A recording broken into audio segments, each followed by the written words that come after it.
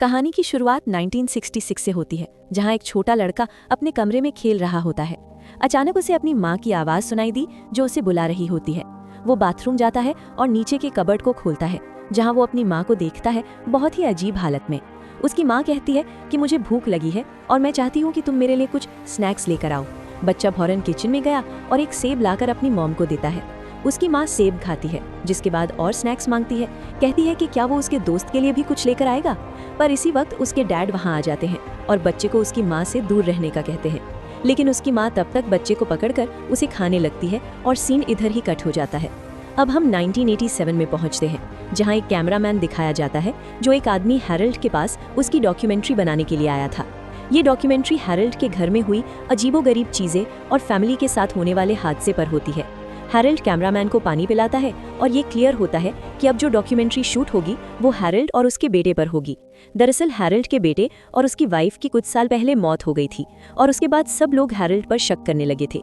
Harald चाहता था कि कैमरामैन उसके सच को सबके सामने लेकर आए कि वो कातिल नहीं है।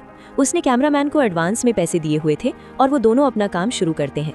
हैरल्ड कुर्सी पर बैठ गया और कैमरामैन कैमरा सेट करता है। फिर वो रिकॉर्डिंग शुरू कर देता है।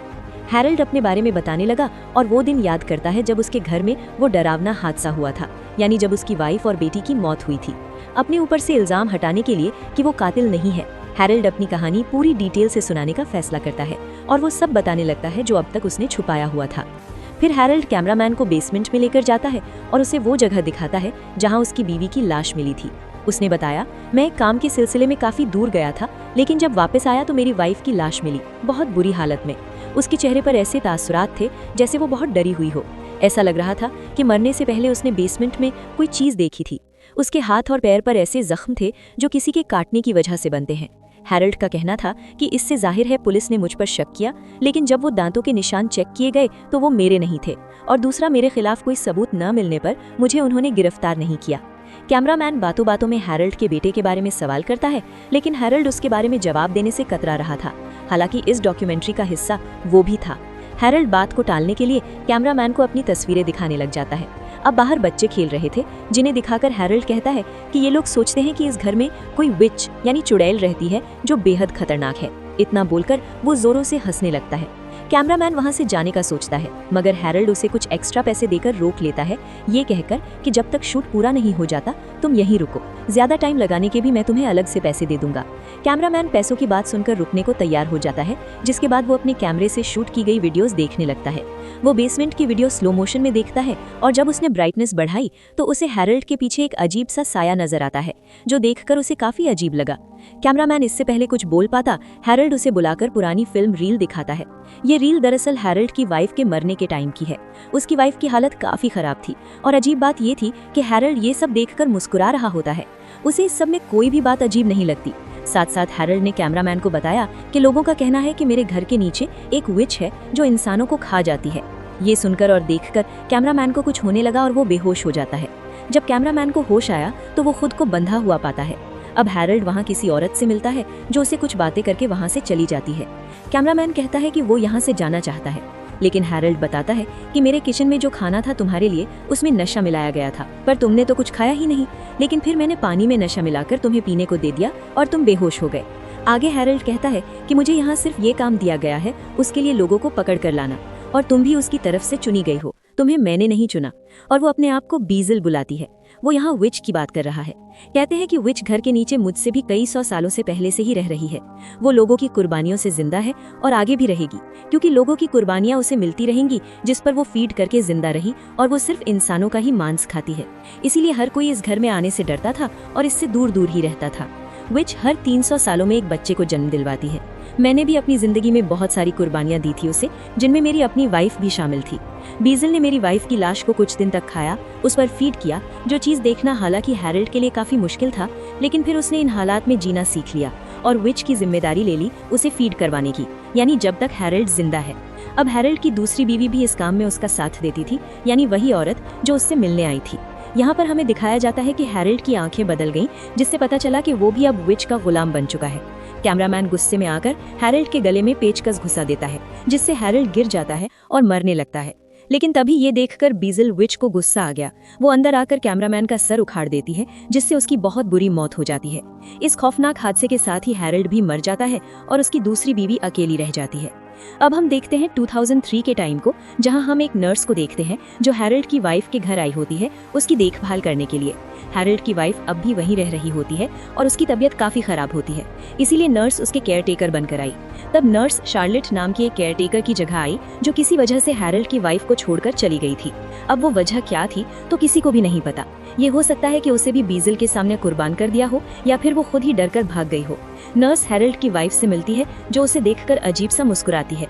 नर्स कुछ समझ नहीं पाई और वो उसे ये कह देती है कि आपकी मुस्कुराहट बहुत प्यारी है, लेकिन उसे अंदाजा नहीं कि इस स्माइल के पीछे एक खौफनाक कहानी छुपी हुई है। इसके बाद वो उसके लिए खाना लेकर आती है, लेकिन हैरोल्ड की वाइफ कुछ नहीं खाती। फिर वो उसका चेकअप करती है और इस दौरान जमीन पर एक टेप रिकॉर्डर मिलता है उसे, जो पहली वाली केयरटेकर शार्लेट का था।